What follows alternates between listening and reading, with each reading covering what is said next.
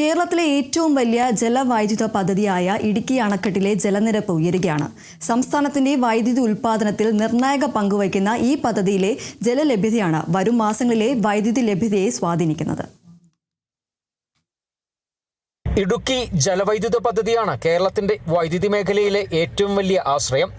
സംസ്ഥാനത്ത് ഉൽപ്പാദിപ്പിക്കുന്ന ജലവൈദ്യുതിയിൽ വലിയൊരു പങ്കും ഇവിടെ നിന്നാണ് ലഭിക്കുന്നത്. കേരളത്തിന് ആവശ്യമായ വൈദ്യുതിയുടെ ഏകദേശം 1/4 ഇടുക്കി പദ്ധതി ഒറ്റയ്ക്കാണ് നൽകുന്നത്. ഓഗസ്റ്റ് 2 കണക്ക് പ്രകാരം ഇടുക്കി അണക്കെട്ടിലെ ജലനിരപ്പ് 2340.04 അടിയാണ്.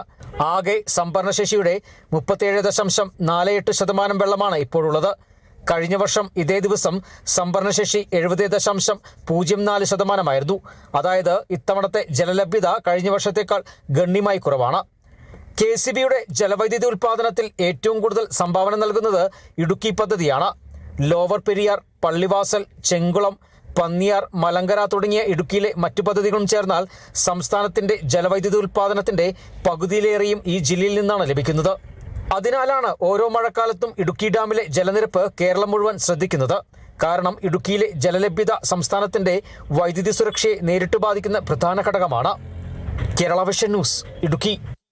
ബ്രാൻഡഡ് ബാത്റൂം ഫിറ്റിംഗ്സുകളും കിച്ചൺ ഫിറ്റിംഗ്സുകളും ഗ്യാരണ്ടിയോടുകൂടി ഫാക്ടറിയിൽ നിന്നും നേരിട്ട് നിങ്ങളിലേക്ക്. ഗ്രാമിന് ₹1 എന്ന ഏറ്റവും സുതാര്യമായ വിലയിൽ ലേറ്റസ്റ്റ് ബാത്റൂം ഫിറ്റിംഗ്സുകൾ ഇനി നിങ്ങളിലേക്ക്. കിലോ ബസാർ, നിങ്ങളുടെ വീടിന്, നിങ്ങളുടെ കുടുംബത്തിന്.